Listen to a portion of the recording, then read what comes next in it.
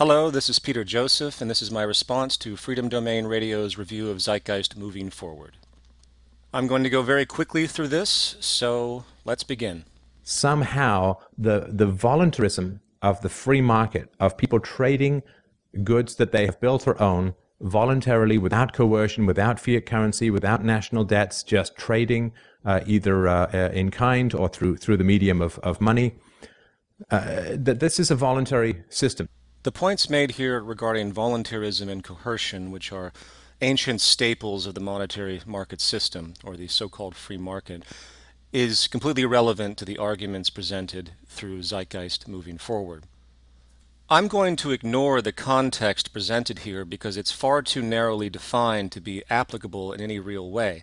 Let's step back to a broader view. What choice do the billion people starving on this planet have with respect to this system and their ability to volunteer their participation? What volunteerism or freedom do people have that are unemployed right now that can't find a job? What you tend to find is this idea of that it's your decision to participate is only with respect to there being an opportunity presented in front of you. That's it. If there's no opportunities, such as during the Great Depression, well, then there's nothing to volunteer for. And that's a very critical point, and that leads us to coercion. This system demands coercion at this fundamental level. It's a slavery-generating system, regardless of how the fiat system works or anything else someone wants to bring up to try and overshadow the actual mechanics of the system itself. If you are poor, you are going to be coerced into occupations that can be very exploitative of you, such as the third world. Sweatshop slavery is rampant and things of such. You are coerced by the lack of purchasing power that you have. And since the system is based the way it is, which many can argue one side or the other, frankly, it doesn't really matter, it's still based on financial coercion. You must submit to the system in order to gain wealth and hence to gain the necessities of life. So the idea that there's any freedom in this system whatsoever at the fundamental dynamic level, which is purely socially Darwinistic, is complete nonsense. The state control of counterfeiting currency is not voluntary. You try and set up a competing currency, they will throw your ass in jail. That is completely irrelevant to the dynamics described in Zeitgeist Moving Forward and the point made. Regardless of how anyone sets up any currency, it is still based on necessity, coercion, and the need to submit to labor for income, and the manipulation of those processes for differential advantage and cost efficiency demands scarcity and hence coercion. When they say money is debt, this is not accurate. This is not accurate. A gold-based currency that's privately run is not debt. I'm not sure how he defines the word accurate, since Zeitgeist Moving Forward is actually talking about the way the monetary system works now, in the current state of affairs, which, again, all money is generated by debt, whether it's a commercial loan, whether it is the central bank exchanging bonds, etc. And for those out there that think somehow the gold standard would resolve some of these problems, if you go back before the Great Depression, how did your average business get money to start a business? They had to take a loan, regardless of the gold standard or not. So loans are generated, loans create debt. Very, very simple. There's no way for the majority of money to circulate with the gold standard or without being generated out of debt as the process of circulation. And one more thing to add, which Stefan completely avoids, which is very important in this equation, is the introduction of interest. Interest is charged with a gold standard or without, and the interest doesn't exist in the money supply. Only the principal is created. It's like saying rape is sex, and therefore we should get rid of sex. Saying money is debt, therefore we should get rid of money, is to conflate the violent monopoly of money, quote, enjoyed by the state, with the voluntary money systems that can be adopted or discarded at will without violence. I would be happy to see introduction of a monetary system that has 1, no debt generation, and 2, no interest. The only way you can do that is to not have it oriented with the market system. If you're going to distribute money as a bank and you have to make money, you have to charge interest on it. And boom, there's your intrinsic flaw. There's one point in the film where they say, well, if you were going to build a table, you would build it out of the best conceivable materials to last it the longest amount of time. Well, it's just clearly not true. I mean, it's not even close to true. What if you're building a table for a tree house that you know your kids are going to get bored of in 2 months? You know, I can't help but shudder at either the deliberate straw man or the lack of critical comprehension in the belligerent response that I've just heard here. What we're dealing with is the cost efficiency mechanism, which he doesn't bring up. The cost efficiency mechanism demands that profit is gained at all walks of production and distribution. In order to do so, you have to keep limiting your resources intrinsically to remain competitive in the market model. Therefore, regardless of your intent, regardless of anything, you can't produce the best.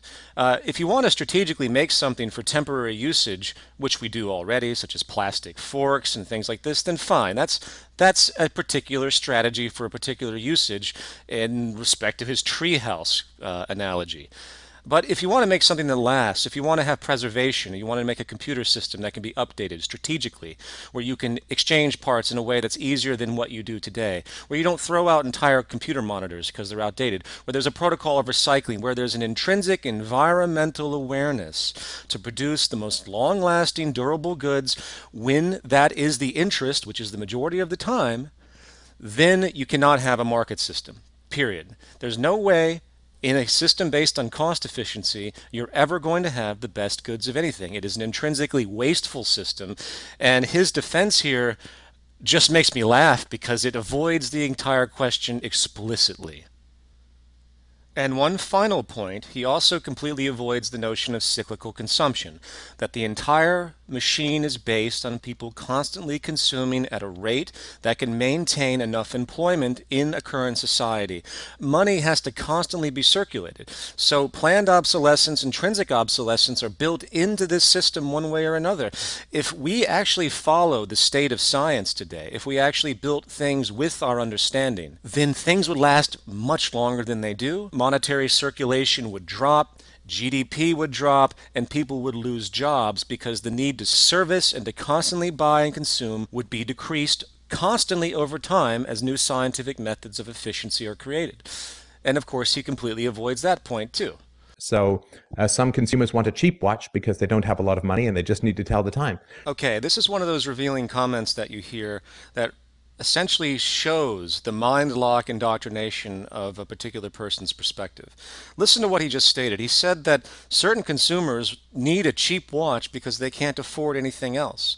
Now, it would be one thing for there to be a strategic need for a cheap watch as far as utility, which I really can't even think of one, but maybe one exists. But it should never be based on affordability. Why should poor individual go into a 99-cent store, buy an extremely cheap watch that will break within 6 months, and constantly have to go back and buy the same cheap watch because that's all they can afford at a particular point in time, when they could simply get what I call the peak efficiency watch, the best watch that's technically possible with an efficient strategy of resource preservation and application, which I can't go into now, but you can find with the Zeitgeist Movement materials online. The point at hand is extremely simple. We need to stop making cheap products for the sake of environmental preservation, wasting labor, of creating pollution. Where does all the cheap watches that he just talked about go? They go into landfills along with trillions of other tons of garbage that never should have been made to begin with if the interest was to create sustainable goods that last. We don't want environmentally, at a true economic level, constant turnover of resources that are finite on this planet. And it's really despairing to see how people just don't get it at all. The idea that capitalism or the free market, voluntary trade, resists competition or the development of new products. I mean, I always find it, I don't know, it's really startling to me when people who are embarked upon criticizing an existing economic infrastructure or methodology don't look at what they're actually doing. The first thing, if you want to figure out economics, look at what you're doing first and foremost, and then you can sort of go into the theory after that, but start with the empiricism of you, baby, you.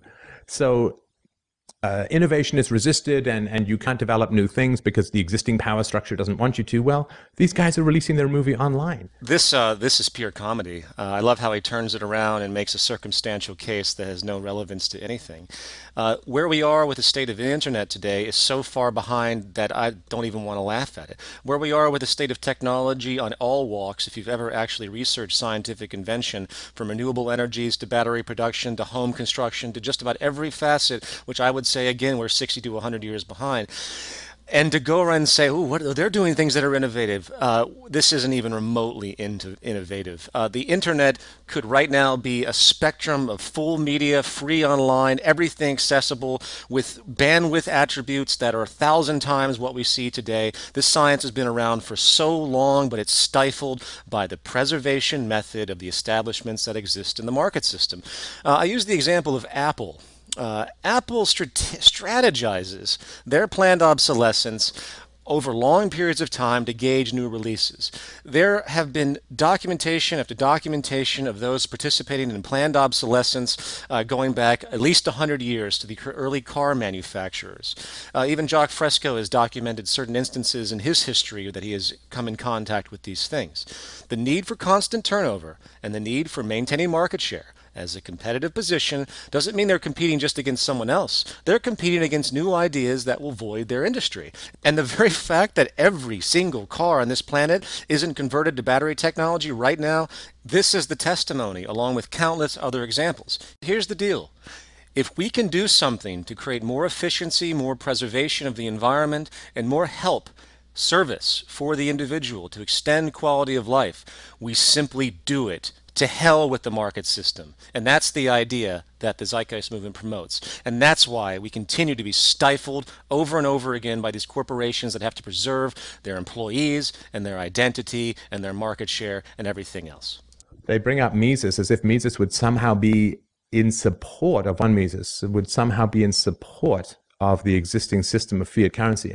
I was surprised through this response that he keeps going back to these irrelevant notions of fiat currency as though they have any relevance to anything.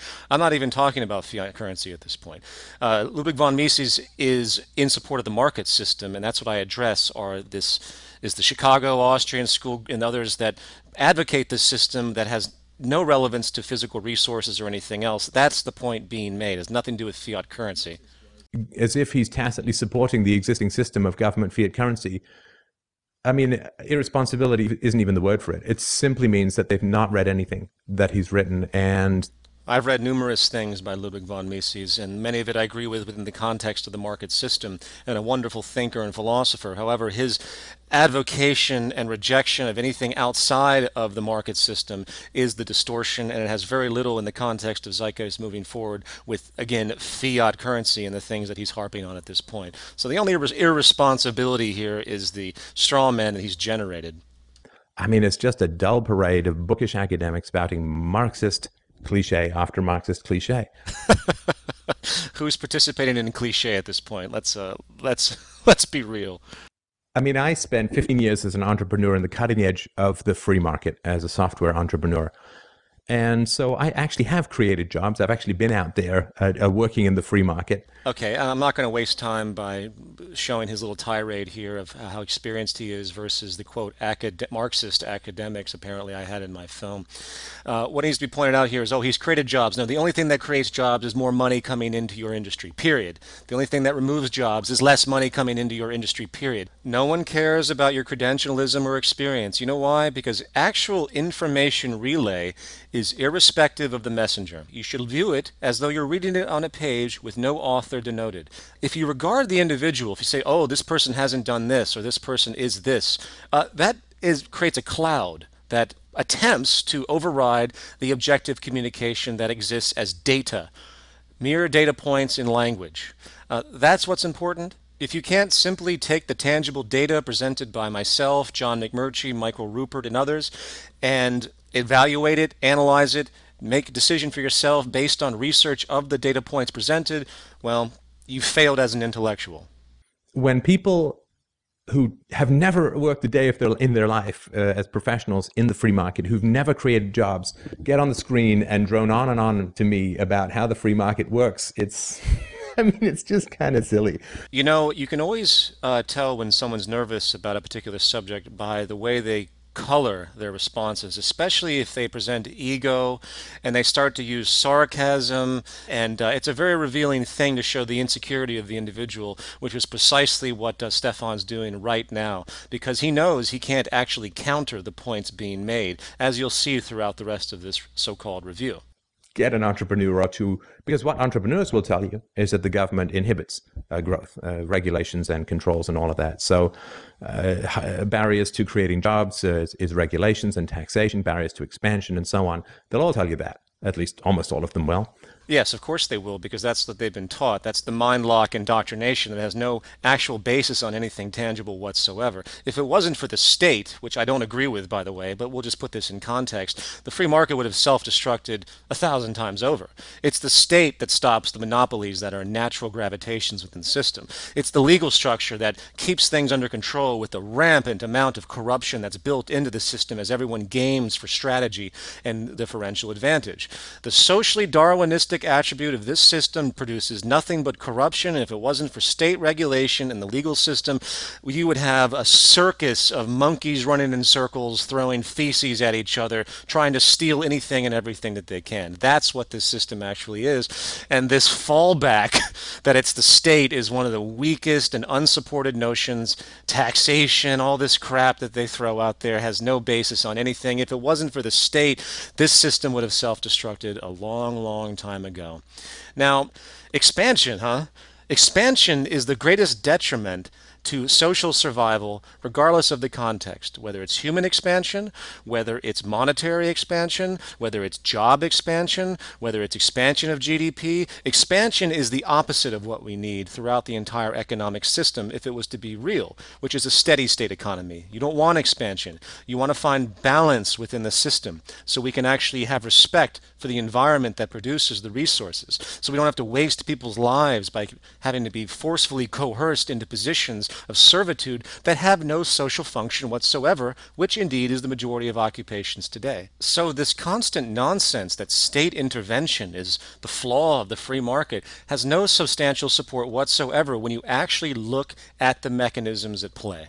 Lining books and all that kind of stuff, and also planned obsolescence. It's a funny thing. They talk about consumer goods are designed to fall apart.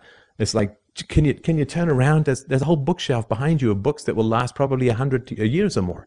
Anyway, I get tired of the theoreticians. I'd really just rather talk to people who've actually been in the free market and learned through experience and reality rather than books and theories written by other people, like Marx and Engels, to rich young white kids who never worked a day in their life talking all about the experiences of the working class. I mean, it's just silly. Well, I'm not quite sure where to begin to address the kind of meandering belligerence and prima facie sarcastic connotations and associations created by this response. But I will say that planned obsolescence is very real.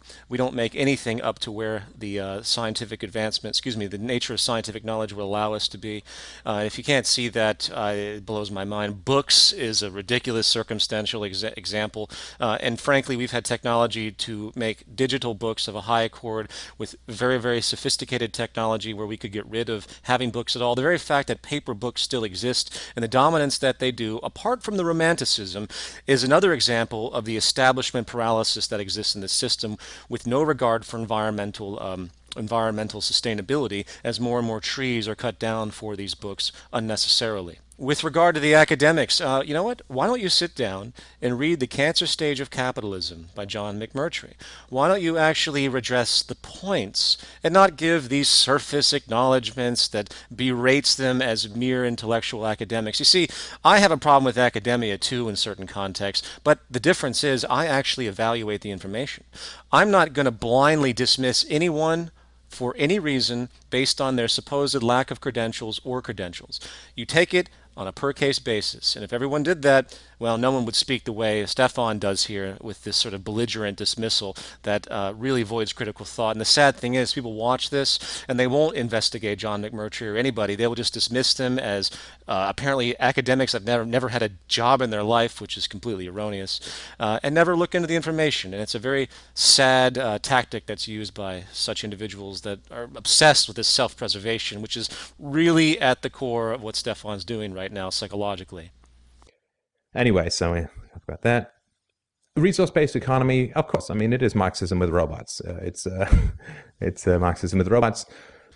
I find it fantastic that he would begin this section with such a derogatory statement, obviously disregarding the entire logical train of thought about what a resource-based economy is. A resource-based economy has nothing to do with Marxism. It has to do with an approach of Earth management that enables society to be as optimized and sustainable as possible.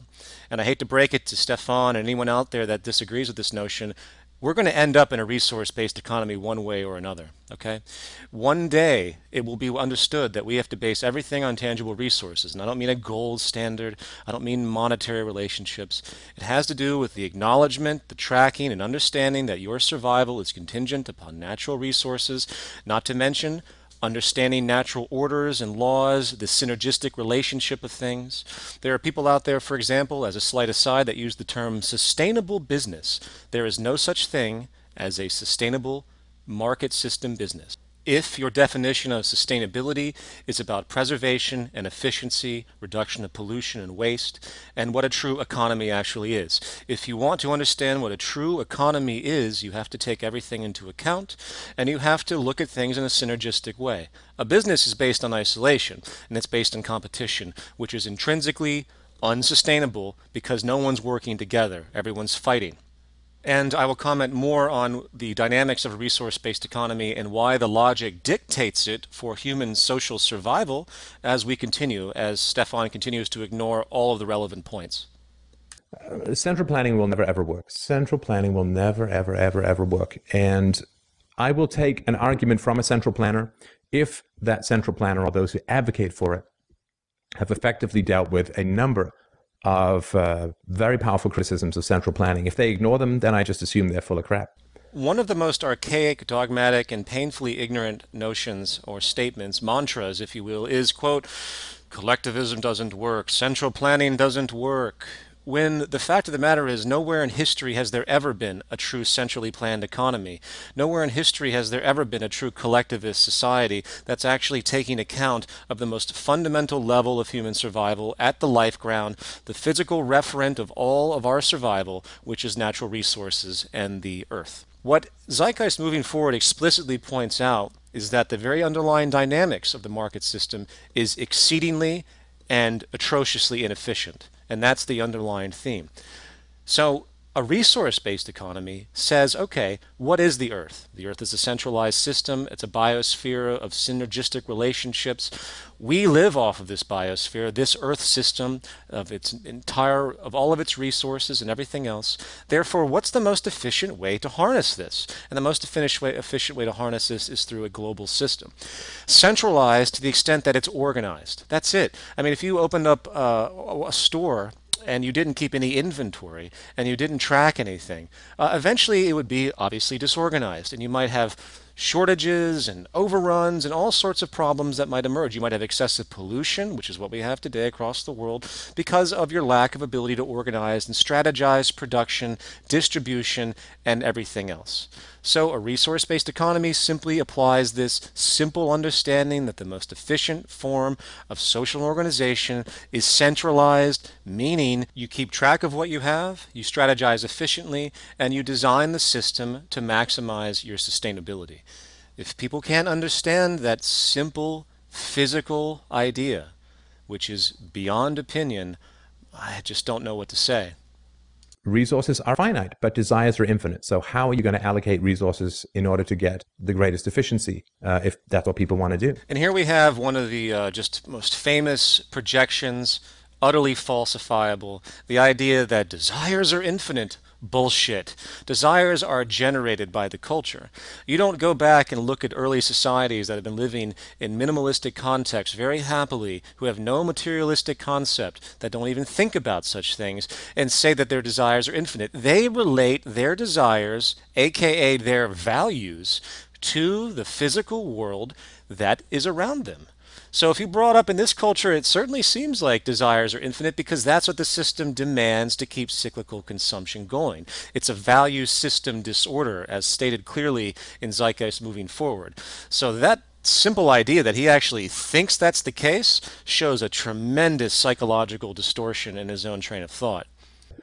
Well, without prices, you can't allocate resources efficiently. I mean, you can say, well, 1,000 widgets are better than 500 widgets, but you don't know if 1,000 widgets are better than 1,000 pieces of paper or a printer or a toupee or a children's toy or anything like that. You simply can't compare different investments in capital, different forms of labor, different allocations of capital. You can't do it. The idea that without prices you can't have efficient allocation is only true within the current market model.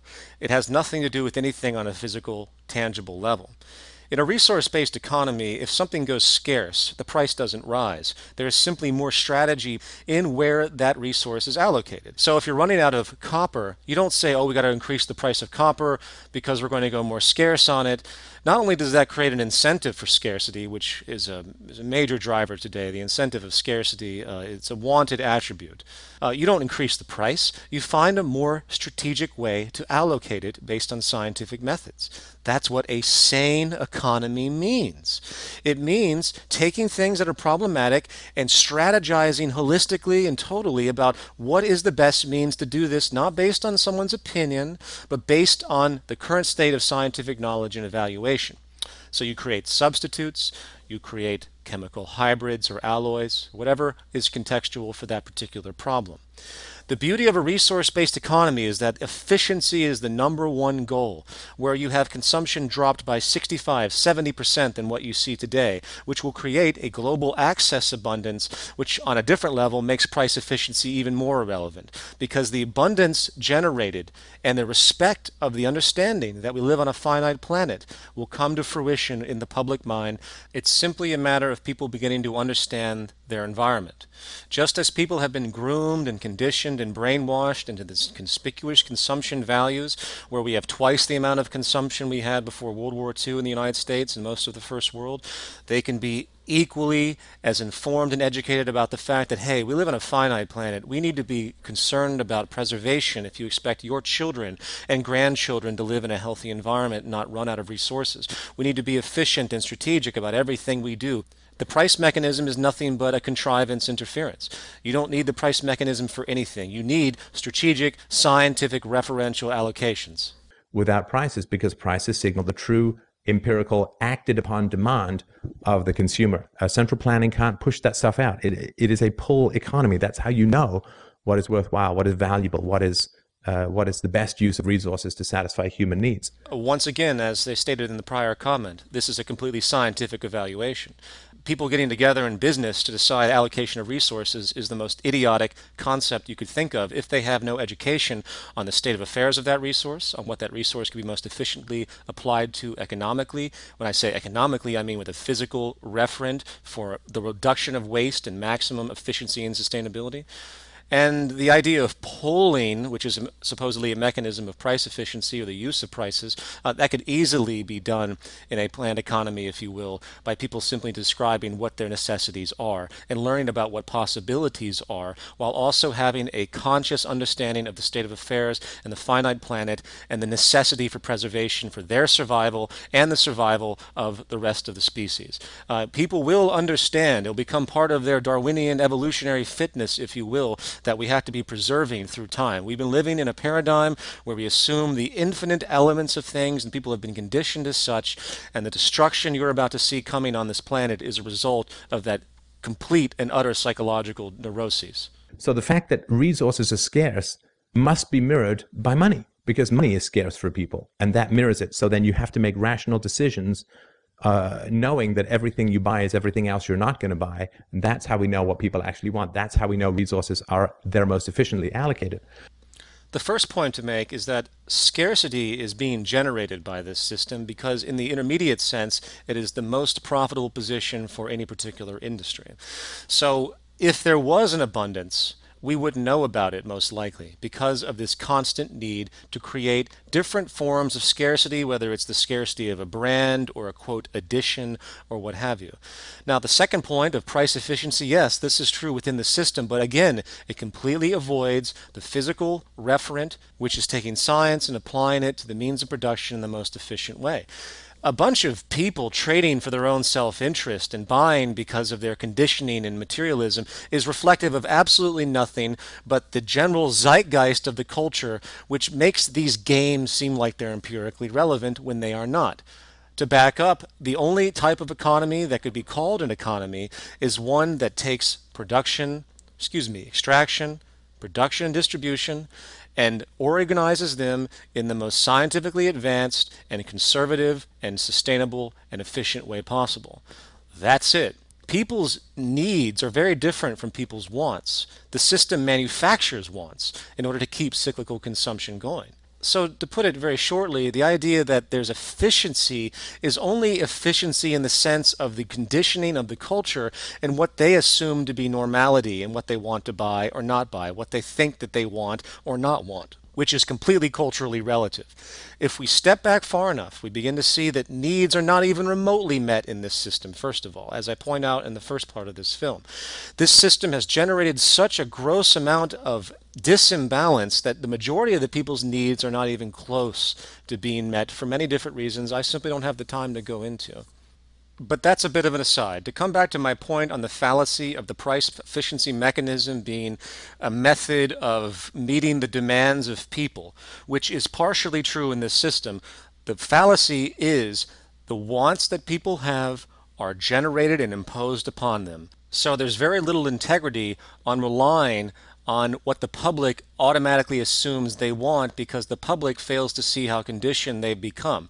The bottom line here, very simply, and there's many different angles I could go on to debunk the idea that price efficiency is actually an empirical notion for the movement of goods and services. The bottom line here is that you have to have a physical referent. Okay? It doesn't matter what people want, okay? I know that's a radical statement, but you can condition an entire culture to want pet rocks. And what if rocks were scarce? You're going to just wipe out all the rocks because everyone wants one? That's a ridiculous example, but it gets the point across.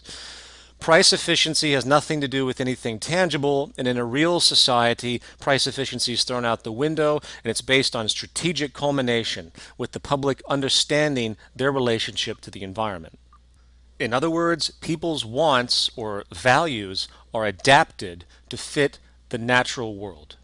And there's no other way for us to come in harmony and survive if we don't do this. And this is why it's such a nightmare to try and talk to market economists because they're completely decoupled from nature. They have no relationship to what it means to have efficient production. They have no idea what it means to relate anything to tangible resources. They have no concept. They can't see it. They blinker it out. They're involved in this idealized game. And you just want to pull your hair out when you talk to these people. For the record, there is no such thing as price efficiency in an empirical sense. There is only resource efficiency and strategic application, strategic preservation, strategic efficiency, and hence the goal to maintain maximum sustainability. That's it. All the monetary games you can flush down the toilet because they're temporally relative, and when people look back a couple hundred years from now, they're going to be dumbfounded by how bizarre and how decoupled our approach to social organization really was. There's problems like peak oil. There are problems like environmentally friendly disposal mechanisms. I mean, peak oil is all run by the government. The waste disposal is all run by the government. These things are all run by the government. So saying that this is a problem inherent in the free market when the government has taken over all of these things, I mean, imagine a world where the price of oil wasn't set by OPEC or by wars in the Middle East or by other forms of bribery and threats from the government. Or a series of governments, but imagine if it was open to the free market. It would be a whole different kind of world. Imagine a world where roads had been built by the free market rather than by the government. And here we come back to the same mind lock blame game against the state, which, again, I don't care for the state, but it's such an amazing cop-out. What do you think the state does when it gets money to build roads? It hires a company that builds the roads that exist within your, quote, free market. The state doesn't have its own construction teams. The state doesn't have anything. All the state does is allocate more fiat currency, okay? Rockefeller Oil, Standard Oil, the cartels, monopolies that have existed in the oil industry. Who cares about OPEC? None of them actually have any separation from the market system whatsoever. And you can argue that it has to do with some type of nuance of competition and hence creating better goods at the lowest possible prices or better services at the lowest possible prices. Once again, completely devoid of the life ground, natural orders of reality. If you want to build a nice road, you do so based on science. You wouldn't use the methods you use today. You would make it efficient based on what's actually possible, based on the resources we have. It has nothing to do with anything else. Building a road is a scientific concept. The free market is an interference, and whether the state is allocating money to a select corporation or it's bidded upon through competitive means in the so-called free market, it doesn't matter. It's still going to be a piece of shit road. It's still going to be a road that's not up to date due to the cost efficiency mechanisms which both the state and the singular corporations have to adhere to. There's no conceivable way that a computer can simulate the unknown choice preferences of billions of individuals allocating their own scarce resources to maximize their happiness in the long run. There's a great deal of confusion here. That's really a cultural bias. The first point to make is that human needs must be met to create a decent individual, and those are empirical, and they can be studied and they can be quantified based on each individual's necessity, from calories to levels of nutrition to meeting certain deficiencies someone might have genetically, what have you. That should exist beyond the interest of the movement of money if we want to have a society that's actually based on people living in a high way, in a high degree. You have to make needs met, and that's empirical. On the other side, there are wants. Okay, what is a want? A want is something usually that's imposed. It's generated. It creates a false need. And this system intrinsically does that, as I've discussed at length.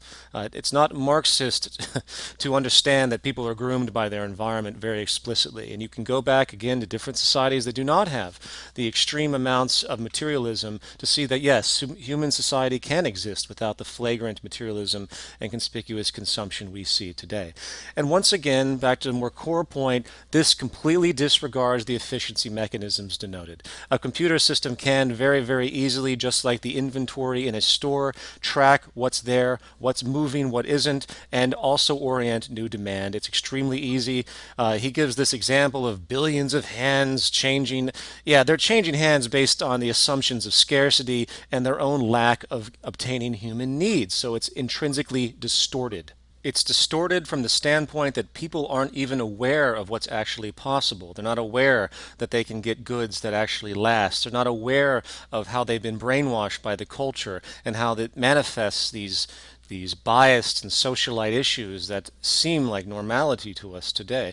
They're not aware of these things, so they orient their decisions based on false references, misunderstandings of what's actually possible, and of course what's empirically important. If you educate people to understand they live on a finite planet, to understand that preservation is key, to understand that we need to be very careful in how we allocate resources, then they will develop values that support that. The point here is that the market economy, and its sense of efficiency, assumes the public knows what the hell they're doing. And I'm sorry to say they don't, and they never have. And they never ever will until they're educated as such. So the only way you can be strategic, only way you can be sustainable, is to actually use a scientific referent for everything that you do. So because of this, you're going to end up with someone saying, here's how the resources should be allocated. It's going to be arbitrary. It's going to, even if it's programmed into a computer, somebody's got to put the parameters in. Somebody's got to put the scale of preferences in. This is a common assumption that there is somehow an opinion here about who gets what and how resources are allocated. Wrong.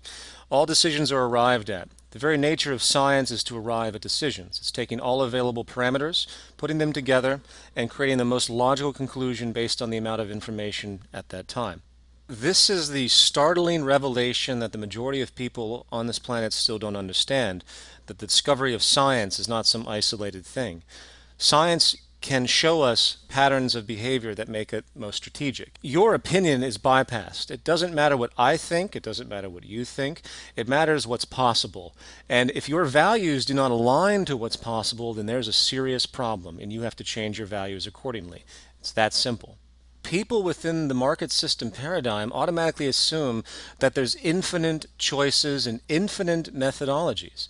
No, there's only one basic route if you want to survive, and that's incorporating scientific application to the efficiency and strategic allocation of resources, and recognizing what science tells us about what's positive and what's negative, recognizing dynamic equilibrium, reducing negative retroactions at every turn. This is the path of human survival. It's not subject to opinion. It doesn't matter what you or I think.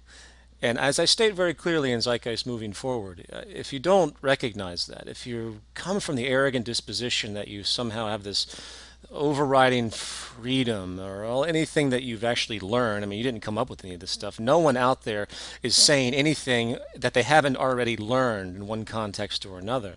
If this is your disposition, you're going to have some very serious problems as you continue your life on this planet. You can't overcombat it, right? So in these donut cities from paradise, I've got a lawnmower, and my neighbor has an iPad. Well, let's just say we lean over and we say, let's trade them. I mean, I don't want to go and send mine back to the store, and then you have to go and fill out a form to get it from someone, hoping that nobody else wants it before you. A completely erroneous projection. The entire strategy of a resource-based economy is to create an access abundance. So you have access to the lawnmower and the quote iPad as much as you need to have access to it. Since no one uses these things 24 hours a day, they become rotated, and that's how you create a global access abundance to meet all the world's people. It's very, very easy. And even if there is scarcity, it doesn't change the approach of the system from resource management and the need for preservation and efficiency on a scientific level, not trade for the sake of trade. And we'll just trade it. And as soon as you have that kind of trade occurring, which is inevitable because it's so efficient, then you're going to have money developing, even if it's orange peels, even if it's bits of salt. There is no necessity for trade or barter or money in a system designed to strategically meet the needs of its population, whether it's a city system or the entire world. And as I've stated before, if people can't become conscious enough to realize the limits of their environment, to understand that it is flagrantly irresponsible to, say, have a 50-room mansion and a gold-plated toilet seat, these are distorted values that have no sustainability from a physical viewpoint. To the elimination of money, to the elimination of class, to the elimination of the stock market, of investment, these are all Marxist ideas. So if you're not Marxist, tell me how you're different. Don't just say, well, I mean, it's just silly. I don't like Marxism. Well, that's not an answer. You just know. That just tells me you know Marxism is unpopular. I find it interesting how people hear things about classism or money or the market system, and since they can relate it to the doctrines or tenets of Marx, they draw the connection without any critical thought whatsoever. So I can only respond to that by saying you've completely misunderstood the train of thought that was presented, or you have chosen not to understand it. For example, classism. Classism is scientifically unhealthy for the human species as of this stage. This is why I have all the information about Richard Wilkinson. To have classes means to have divisions in society, which means that there's different money allocations for each class. It is intrinsically unhealthy and creates a great amount of distortion. Please read The Spirit Level by Richard Wilkinson, and that will resolve any idea that classism is simply a Marxist notion. It's a scientific understanding that relates to human public health. With regard to the removal of money, I have gone at length to describe the reasoning behind that. Whether you can relate it to Marxism or not is, again, completely irrelevant. You bring up Marxism because you want the association. You don't want to think about the critical thought underneath it. The entire point of my Monty Python sketch in the film was to laugh at the people that can't think critically about anything and simply give a label. Label, isms, I have had enough of it. I'm so tired of people restricting their thought because they're terrified to be associated with some condemned figure in history, while the defenders of the status quo use it to impose upon people to, again, compound that fear of association.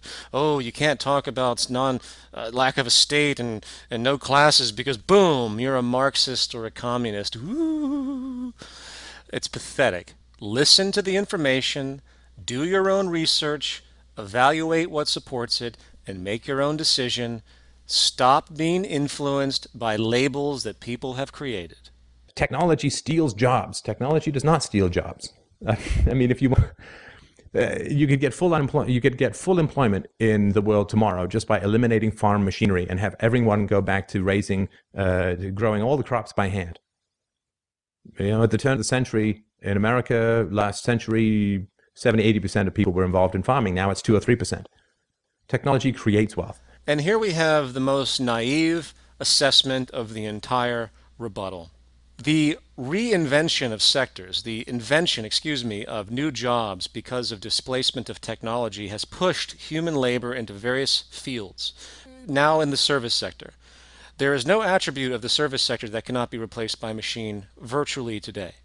Very, very few jobs out there require an extreme amount of expertise that require humans to engage, and almost all industries now at least interact with machines, including the medical establishment that uses machines for surgery. I don't think you're going to wake up one day and have everything mechanized. No. What you are going to wake up with is having almost everyone unemployed. Almost. When you get to 20, 30, 40, 50% unemployment, I want to see the look on Stefan's face because it's right around the corner. And I'm going to leave it at that. The jobs are not coming back. I have read multiple treatments on technological unemployment, and it's a different paradigm today. You have the exponential increase of scientific, technological innovation. Humans cannot adapt fast enough. And even more critically, the big thing that's avoided here, which comes back to maximum efficiency and the interest to create a global abundance, is that we need to mechanize everything. We can do it, and we need to apply it. In order to apply it efficiently, we have to get rid of the market system. We can create much better quality goods at a high rate of turnover based on the necessity of people without the slave labor that we have today. It can be mechanized, and the very notion that it can be mechanized way beyond the extremes of what we see today, more efficient, freeing people, you got to get rid of the market system to do that. And that is the most irresponsible attribute of our current system is we maintain this ancient idea, this outdated system of labor for income when we can apply mechanization and free ourselves. And not only free ourselves, but create substantial more efficiency. And that's really the entire point. Freeing ourselves is a byproduct of the responsible action of maximizing the efficiency we have now come to understand through mechanization. And what you have to have is an adapted system where people are not working labor for income. They are helping with the production of machines because the machines provide for them. Mechanization is not going to stop, and unemployment's only going to increase, and so is social instability. If you think that it is income disparity that causes problems, then you have the significant problem of explaining why mental health problems such as depression and anxiety, eating disorders and dissociation and so on, why they're so prevalent among the rich. And here we have a colossal state of ignorance once again. He hasn't actually reviewed any of the data put forward of how this disparity isn't just restricted to the poor. It affects the rich in many ways equally as strongly. It has to do with the psychosocial stress and the positions that people have created based on their so-called status. That is why. And of course, the solution is the elimination of the free market, money of any kind, prices, wages, jobs, but with robots as the new proletariat. Well, this is straight up Marxism. Virtually everything in that summarization was intrinsically wrong, devoid of any of the rational reference that have been denoted. And sorry, you can't hide behind your Marxist bullshit forever. If you want to go live in the Zeitgeist floating cloud city of the gods and beg your computerized HAL for your morning bowl of porridge, fantastic. Go for it. I think it's a fantastic experiment. I would love to see what happens. There is no experiment. This is a global approach. There is no floating cloud city. There's no isolation. It's a global system. And if you want to continue to live in a state of entropy, in a system that's destroying itself, eating itself like the cancer it is, well, we'll see what happens as time moves forward. You can theorize the integrity of your system all you like. All you have to do is look at the world around you and see where it's moving. You're going to see a doubling of poverty. You're going to see a doubling of unemployment. You're going to see an absolute increase in social instability like you've seen in Egypt, like you've seen in the UK, like you've seen, well, you're going to see in virtually every country as this system continues to break down. And regardless of what you think the future might hold, it's going to be based on resources one way or another. You can take the Venus Project, a resource-based economy. You can take your projections of Marxism. You can take all the labels, regardless of what side they come from, and throw them away. And remember that we will have an economic system based tangibly on resources and not the movement of money in the future, one way or another, because there's absolutely no method of using money that will create efficient sustainability. There's no permutation. It doesn't exist. The paradigm is over. And I'll say for all the naysayers that criticize myself, that criticize the Zeitgeist movement, that call us whatever they come up with as far as labels, wait and see. You just wait and see. I hate to sound condescending in that sense, but the fact of the matter is this system's going to change one way or another. The only question is how much death and destruction is going to occur before it does. There isn't going to be an economic recovery. There isn't going to be elevated levels of employment. There isn't going to be a reduction in poverty. We're not going to see a magical increase in renewable energies. This system is a self-generating cancer, and it's time the immune system rises to take it down.